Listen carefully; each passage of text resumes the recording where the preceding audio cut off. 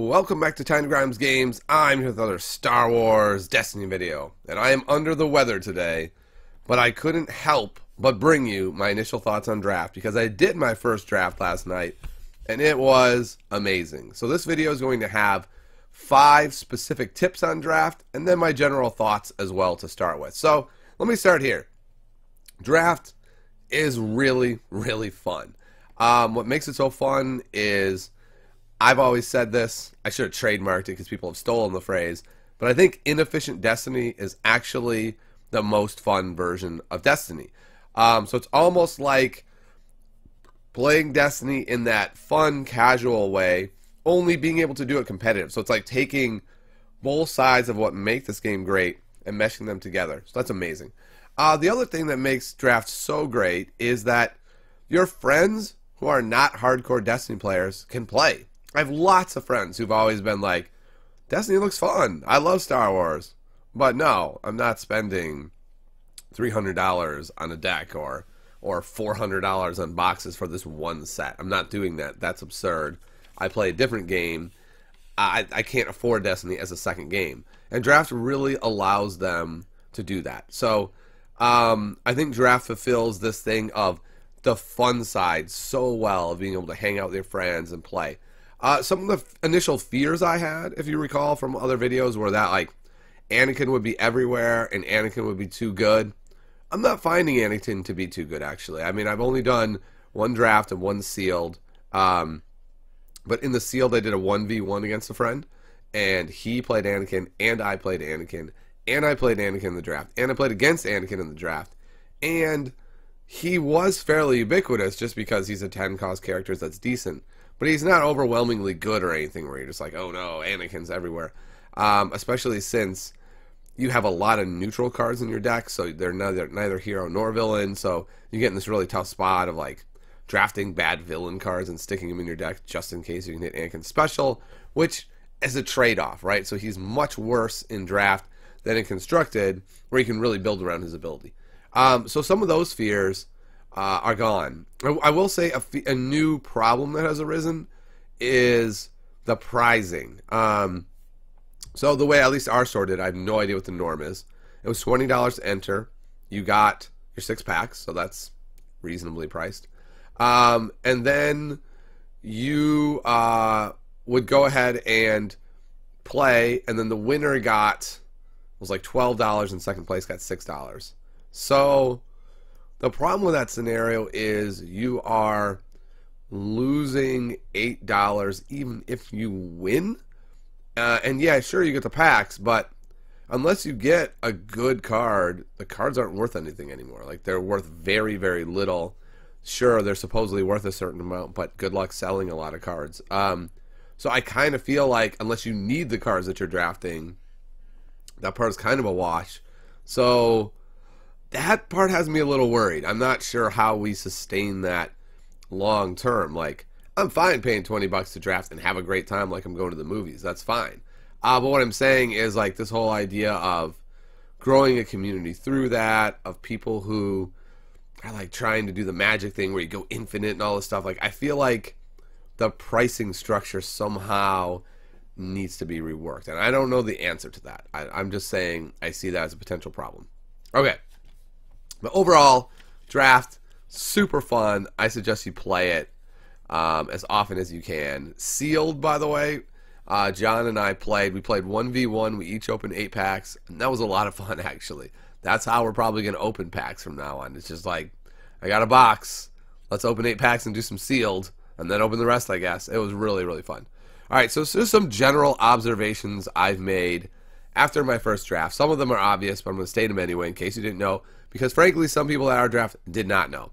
First one, dice are king, especially dice that have damage sides. There just aren't that many in the starter set. It's like 4 total, and that's if you're able to run 3 colors. You need dice. You don't have enough dice. Draft all the dice you can get. In our sealed deck thing that I did with John, the dice that I opened were amazing. I opened Sabine and K2SO. The problem is they're not playable. So it left me with dice that were not playable and put me at a disadvantage because I just didn't have as many playable dice. That was tough. So get the dice, get damage ones. Number 2, 3-cost weapons are awesome. So weapons that now you'd be like, ooh, ugh, that's 3. It's not quite good enough. No, they are. So a good example is like the IQA rifle. The IQA rifle, I never thought was good.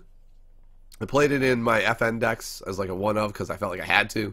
But it's real good in draft. Like all of these 3-cost weapons that do stuff are very good in draft. So make sure you're grabbing them. They're going to be great. Number 3, mill is a very viable option. Very viable. I got milled out by just like Funkar, Rebel Commando, and not a lot of mill. Like what ended up happening is he got a really early Y-Wing that was just piling on damage. So I had to reroll to try to kill him before he actually killed me, which sets up the mill. So it's like mill becomes so viable because there's different ways to do it. Like you don't have to have a straight mill deck to mill someone in this format. Because it's such a slow format. Think about when you used to play with the starters. Yeah, they were only 20 cards, but it's still the same deal that it just moves really slowly, and especially since a lot of people are getting 3-character decks, so they're having like the mid-20s. My buddy John yesterday had 30 hit points. It takes a long time. And that's tip number 4, is that the games are just much, much slower, and you need to plan for that. You can have slow build-up stuff. That works totally fine. Slow build-up can work great. Just put a weapon down every turn, or even don't play one turn 1 and play that 3-cost turn 2. That could be fine. You won't take much damage. The last one is there is not a lot of removal that you're going to see, so you need to take it. Like this is pretty obvious, but take the removal. Do not take it over the good dice cards. So if you think about it, the way this works, since there's not as many dice floating around during the games, like there's not those turns where they nut roll you for 10, and if you don't have removal, you're dead. Great removal stuff like reversal is really strong. Anything that removes only 1 die is awesome because there just aren't that many dice. And money is more plentiful in draft. This might sound weird, but because there's so few dice cards that you actually have, you have more money to do different things. So like I played at peace and turned all my opponent's dice to a blank at one point. I had a reversal played against me. All kinds of events that you wouldn't think are all that playable because they're too expensive. They really aren't. The last tip is one that I messed up on badly yesterday. I wasn't feeling well, still not, as you can hear. I was a little bit out of it, and we were playing Sealed, and I was like, oh, Heat of Battle. That'd be really good. And so I played Heat of Battle, paid 2, turned like 5 dice to the sides, and then whomped him for 10. And then later on in the day, I'm the one making the announcement at the tournament. Like, okay, guys, the errata are definitely in effect. Be aware of this. And then I almost picked It's a Trap. And then I was reminded, it was like, oh, right. These cards have all been errata. Like, even I forgot what the errata list was, right? I was like going over the errata list with the players ahead of time, forgetting some of them. So the point is, I think you need, especially for newer players, have a list of the errata on hand that you pass around. Like, I think the store, especially if they're supplying the draft kits, which a lot of stores are doing in our area, they should also be handing out an errata list with them. Like, that just has to be part of it because people don't know. Newer players just absolutely have no way of knowing. And like, even I screwed up. I forgot Heat of Battle and It's a Trap were errata. So have that available for people. And really, last tip is go out and draft. Draft is really, really fun. Sealed is really fun. I think this is really going to breathe new life into this game, especially for those of you out there who are a little bit tired of going to the shop, seeing the same person with the same deck or 2 decks every week winning. They're still going to win draft. Don't be surprised when that happens. But it's a whole new skill set. It's different every week. What I love about it is, what I loved about Initial Destiny, Inefficient Destiny, is you have to really think carefully, and the board state is always changing and adapting. And you have to have a plan that you're making on the fly because you can't have a preset plan. They can't throw down a couple characters and you go, yeah, I know this deck. I know everything in the deck. I know how it plays. Let's see who plays it out better. Oh, they got this card that I knew if they got, I was screwed. It's just a totally different, fun way to play Destiny. I think you'll have a great time. If you've stopped playing Destiny for some reason, get back. I'm telling you, this is the time. Get back in, and I'll see you next time on Tiny Grams Games.